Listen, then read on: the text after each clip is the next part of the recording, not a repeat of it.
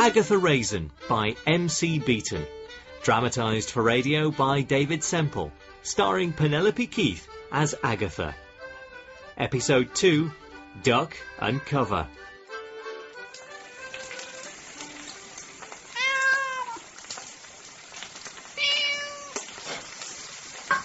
Out of the way, Chivers. I enjoy a fry-up, but I draw the line at crispy fried cat.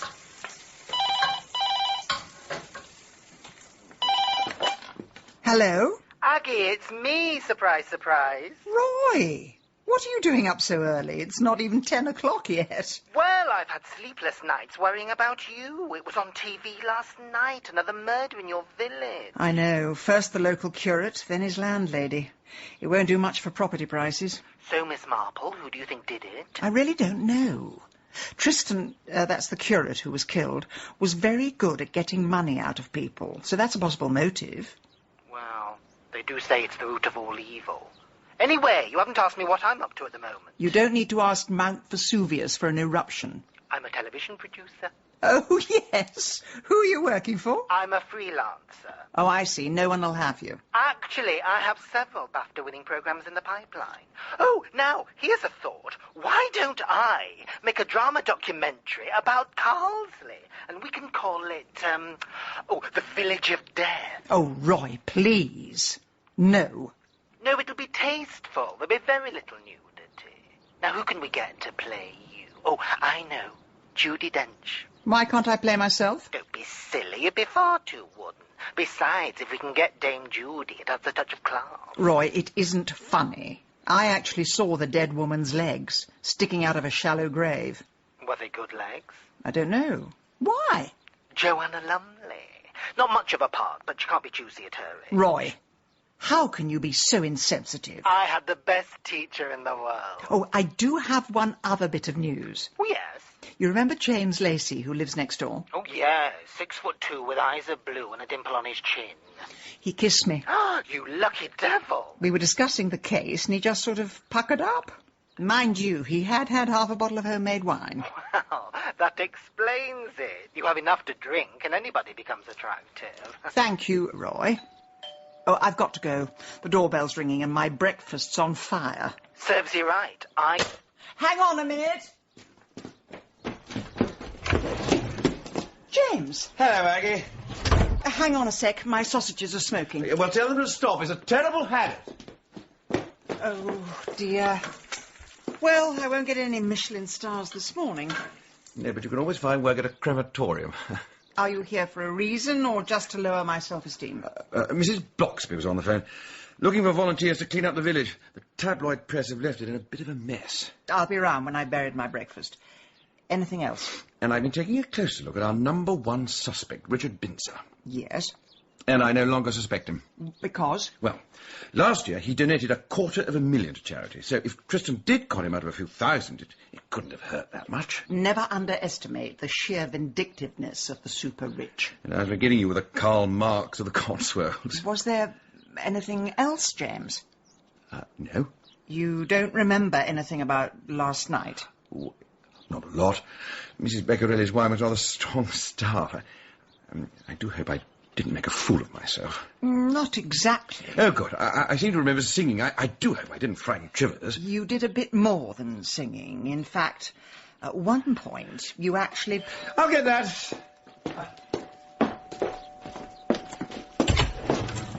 Bill Wong! Well, well, well, my two favourite detectives, Cagney and James Lacey. Bill, why are you giving me that suspicious look? I've not done anything wrong. Innocent as a lamb in springtime, are we? Well, I have in my hand a piece of paper. No, where have I heard that before? It's a fax we received from a Mr. Richard Binzer. Ever heard of him? The name rings a vague bell. Have you, James? Possibly. Not quite sure if I can place him. Well, that's funny. Because two people met him in his office yesterday, and he encloses a picture taken from a CCTV. Oh, it's us. Yes, I think I can place him now. Mr. Binzer says he's happy to cooperate with the police, but he doesn't appreciate busybodies, and his legal team are prepared to take action. Bill, did you know he gave £5,000 to Tristan to set up a youth club? Yes, I knew that. And Tristan pocketed the cash? I'm well aware of that, too. But I also know he then returned it. We've only got Binzer's word for that. Yes, And Binzer is an extremely powerful man. You're not seriously saying you're scared of him. I'm saying that as well as solving this murder, I have to make sure no one else gets killed or harassed. And if you two are quite so keen on helping out, why not go and join Mrs. Bloxby's litter patrol? Good idea. Let's gather some rubbish. I'll have that packed. Give me that. I've nothing else to say, except that your house stinks, and it's time you got a smoke alarm. Well, that's us off his Christmas card list. We'll make up and be friends again. We always do. Do you want to cook yourself something decent? No, I'll have my usual breakfast. Fags and fingernails.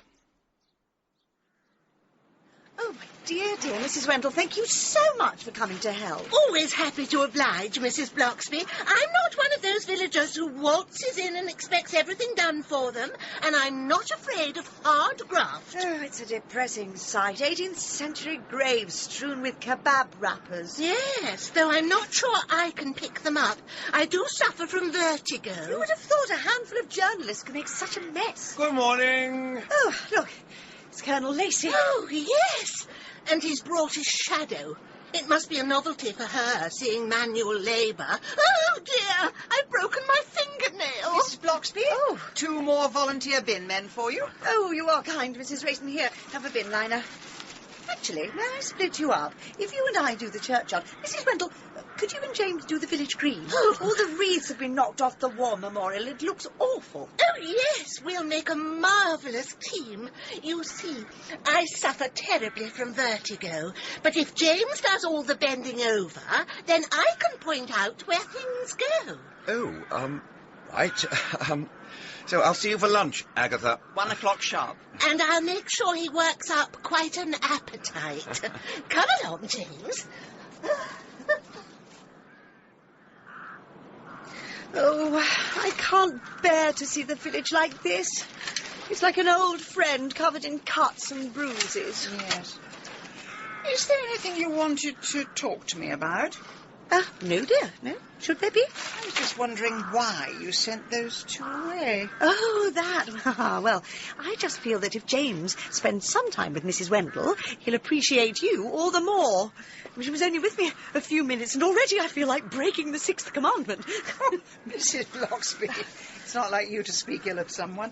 And I never thought of you as a matchmaker. Well, there's quite a bit more to me than people think. I'm not just a mousy vicar's wife who bakes little cakes. Are things still difficult at home? Well, the police seem to be leaving my husband alone now. They seem to think that the killer was someone from Tristan's past. My thoughts exactly. If only we had a time machine. Well, we don't, dear, do we? Anyway, I feel what the whole village needs right now is a bit of light relief. So I'm going to organise a charity event. What did you have in mind? Well, it suddenly came to me while I was lying in the bath last night that we could raise money with this. That's a rubber duck. Exactly. Now, supposing we filled the village pond with these and each one had a lucky number, we could have a fishing game. With respect, that's never going to be the highlight of the sporting calendar, is it? Oh. Do you have a better idea? Well, if you really want to get people spending, you need something they can gamble on. Oh, a day at the races. Oh, duck races! That's the most ridiculous. Actually, that might be possible. Farmer Ruskin has a mill stream on his land. You could float rubber ducks down it and have bets on the outcome. Oh, goodness, sounds just like Las Vegas. Only in the countryside rather than the desert. Yes, I'll go and have a word with Farmer Ruskin. Use my feminine wiles. Yes, and I'll have a think about refreshments. We do have several bottles of Mrs. Beccarelli's homemade wine. Well, if that's for sale, people will be very free and easy with their wallets. Is that your phone, Mrs. Raisin? I think I left mine at home. So where on earth is it coming from? I think it's coming from this tomb. You don't think someone's been buried alive, do you? Well, the headstone says 1932, so I think the batteries would have run down by now. I think I found it. Oh, yes? It's right here at the bottom of this urn. Mrs. Raisin, don't touch it. It could be something to do with the murder. Did Tristan have a mobile phone? Yes, he did. Well, maybe he dropped it here on his way to the vicarage. Perhaps there was a struggle. Well, surely the police would have found it by now. Well, finders keepers. Let's see who's been calling Tristan. Mrs. Raisin, don't! Why not? Fingerprints! I'll go and get Bill Wong. But I thought you wanted me to help with this. Well, I also want you to stay alive. Whoever killed Tristan is very dangerous. I think you should leave it to the police. Fine. Whatever you say. I'll get on with organising a day of the races.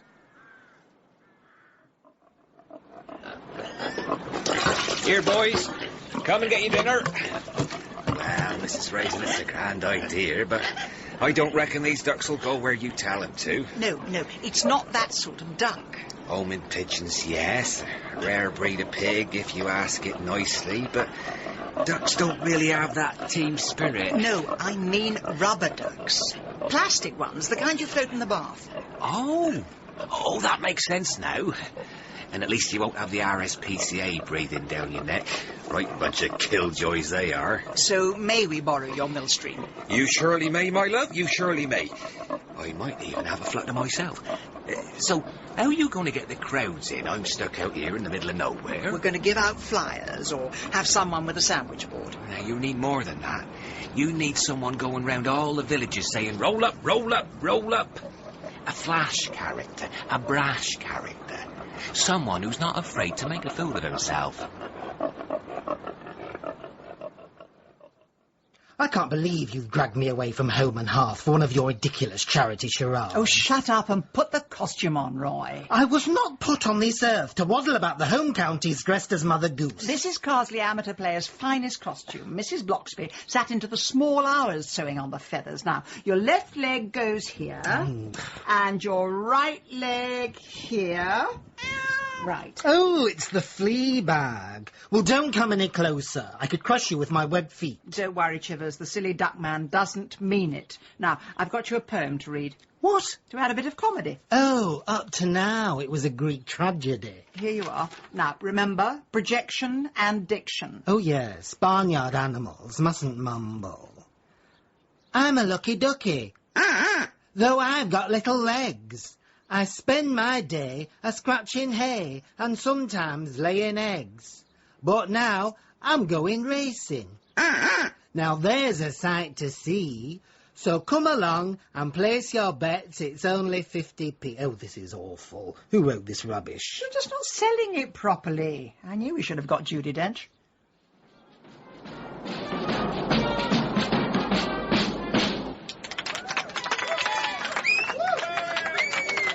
1, 2, 1, 2. And you join us for the fourth race of the afternoon. The conditions are good, not too much duckweed, and the birds themselves are under starter's audit. Triple winner Jemima Puddleduck is the much-fancied favourite, but will Plucky Jim somehow manage to fix it? And they're off. And it's an early lead for Jemima Puddleduck and Plucky Jim, but coming up on the inside lane is the great Donaldo. Donaldo inches into the lead. But what's this? He's upside down with his head beneath the water. Zip. Plucky Jim is in the lead, but the statistics are stacked against him. It's a two-duck race, but do not rule out a late challenge by Cock-a-doodle-doo. And in a hot stop, then Jemima and Plucky Jim are neck and neck, and yes, the winner is Plucky! Yes, a remarkable return to form for this very daring duck. There is Jemima, Cock-a-doodle-doo, and the ugly duckling. And as Plucky takes his place in the winner's enclosure, we adjourn for 5 minutes with the next race at 3 o'clock.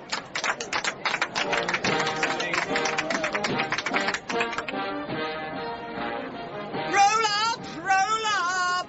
Who will buy some Cotswold liqueur? A glass of Cotswold sunshine for only £1. Will you have a glass, Mrs. Wendell? Not for me, Mrs. Raisin. I'm on the Carol Vorderman detox. I mean, not that I need to. I just thought I'd see what it was like. Well, it's a powerful brew. Even the battling boggles have decided to make love, not war. She was a real magician, Mrs. Beccarelli. What do you mean by that? Oh, I spent many long evenings with her, sampling various concoctions. Her wine always had the power to loosen tongues. Loosen tongues? Are you talking about Tristan? Possibly.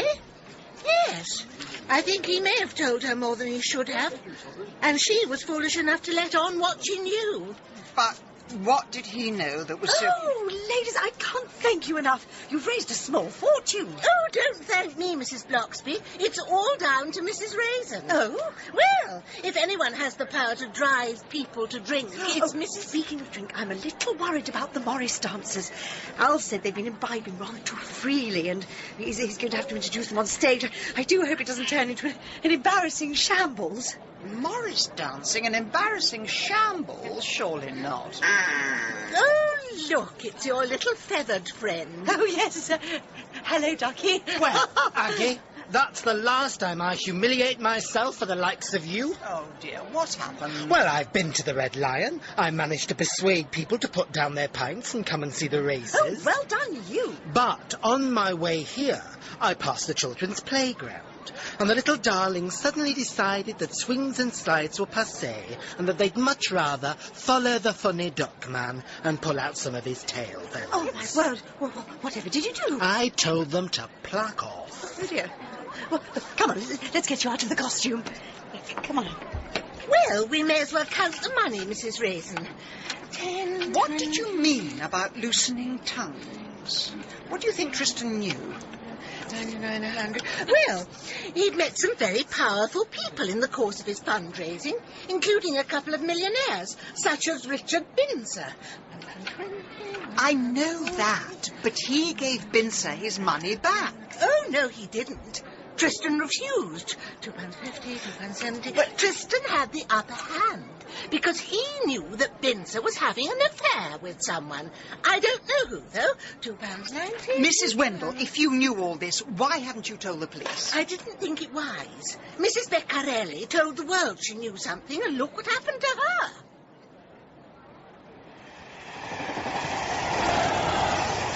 So why are you in such a hurry to get back? Well, do you remember your old secretary, Lucy? Oh, yes. Shorthand speed of 1 word a minute, and she couldn't use a fax machine. We had to use a carrier pigeon. Well, she's getting married in the morning. Is she? I hope she didn't send out the invites, or you'll be standing in an empty marquee. You'll never guess who she's marrying. No, but I'm thinking 3 times her age, with a large bank balance and a heart complaint. Your old friend, Mr. Pedman. Oh, that waste of space. I wish I'd never sold him the business. And he'd only been running it 5 minutes when he sacked me. So I hope he does have a heart condition. That way we can have a combined wedding and funeral, and I can dance on his grave. Poor girl, marrying him. Her eyesight must be worse than I thought. Well, personally, I think it's Stockholm Syndrome. You know, when a hostage falls in love with their captor. It's often like that with bosses and secretaries. Secretaries? Roy, I've got to go. What? My train doesn't get here for 20 minutes. Thank you very much for all your help, and I'll be in touch next time I need something. What? Is that all I am to you? The inside of a duck?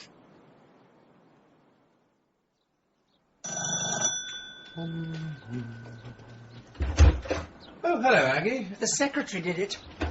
Oh, Lord, she's off again. Which secretary did what? Richard Binzer's secretary killed Tristan LaBelle. And how did you work that one out? Was it written in the tail feathers of the winning duck? Binzer is convinced he got his money back. It arrived on his desk in a plain brown envelope. But what if his secretary put it there?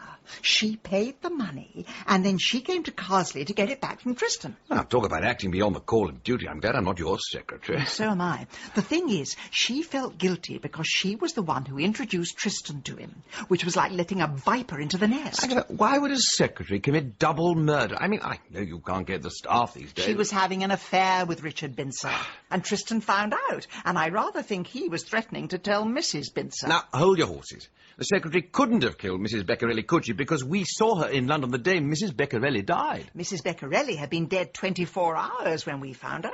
She died the day we made the appointment, and we made that with a temporary secretary.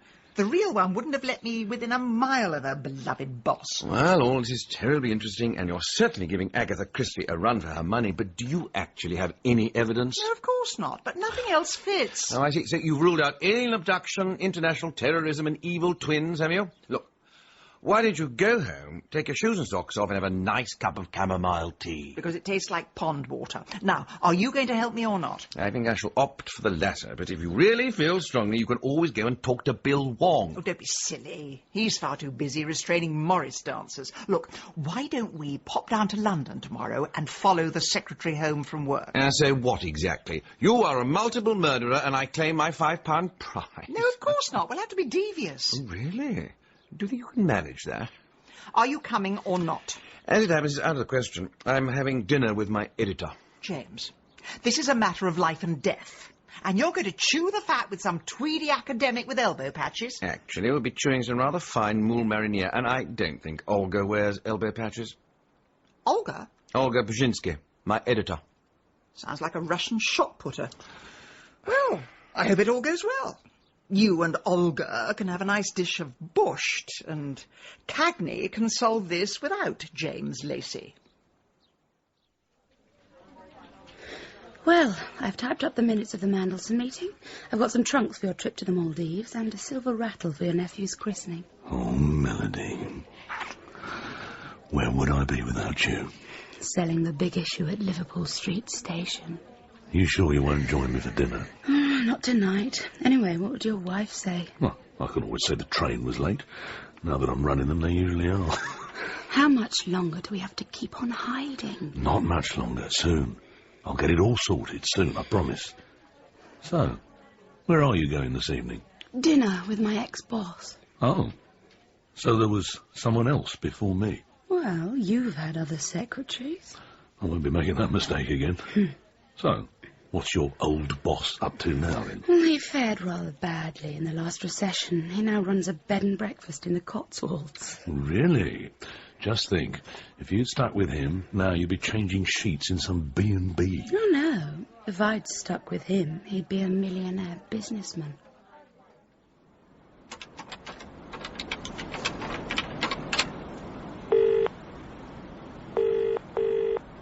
Hello, I'm sorry I'm not available, but please do leave a message. James, where are you? Oh, of course, you're out with a shot putter. Well, I followed our suspect home from work. She went for a meal with a rather seedy middle-aged man, and he's just said goodnight on her doorstep. The address is 37 Chepstow Villas, Ladbroke Grove. He's now driving away in a battered Fiat Panda. Registration number... Oh, dear. Is there a reason you've been following me all evening? Oh, hello. Do I know you? Sorry.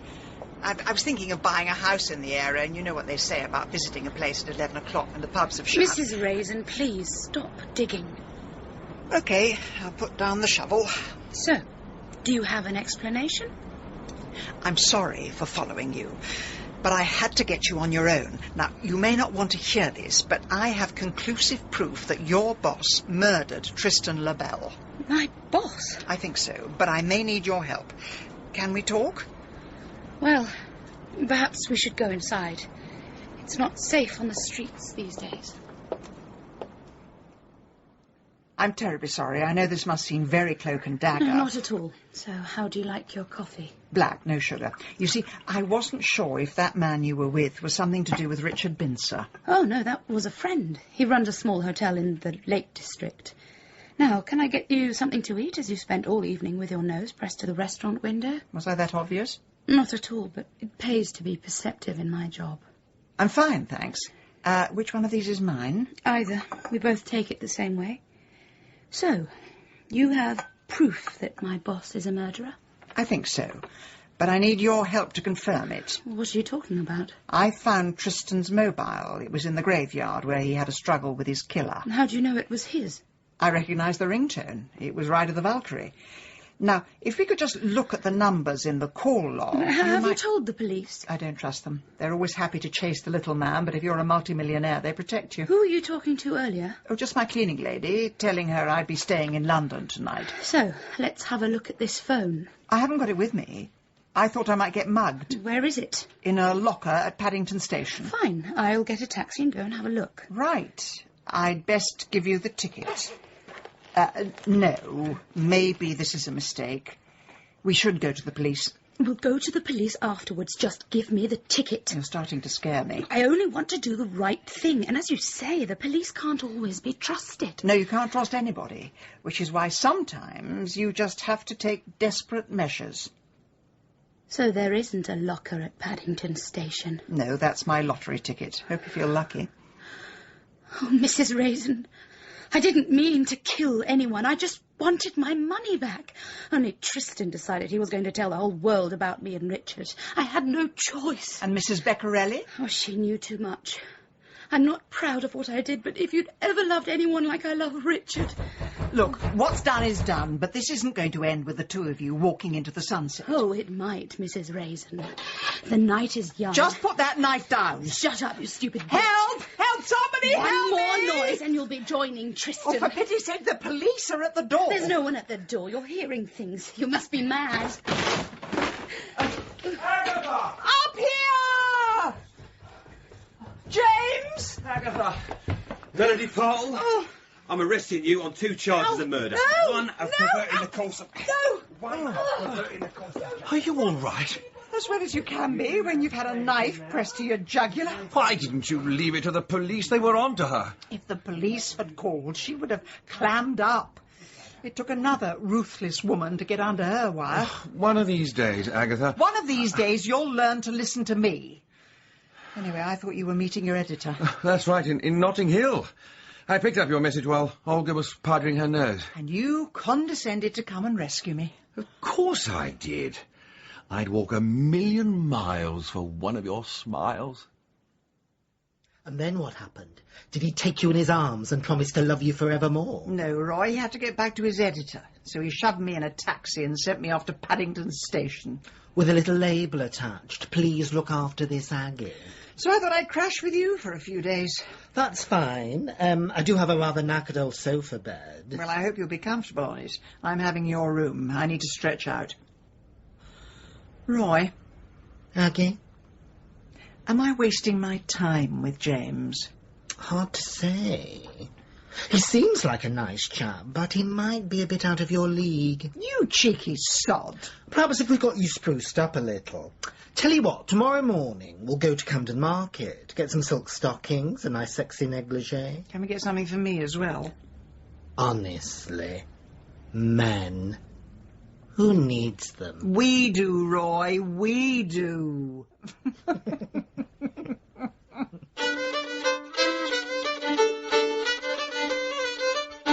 In Agatha Raisin, Penelope Keith starred as Agatha, and Malcolm Sinclair was James. Richard Binzer was played by Nicky Henson, Mrs. Bloxby by Liza Sadovy, and D.C. Wong by Stephen Hogan, with James Holmes as Roy, Tina Gray as Mrs. Wendell, Ella Smith as Miss Partle, and Gerard McDermott as Farmer Ruskin. Agatha Raisin was dramatised by David Semple from the novel by M.C. Beaton, and the producer was Carol Smith.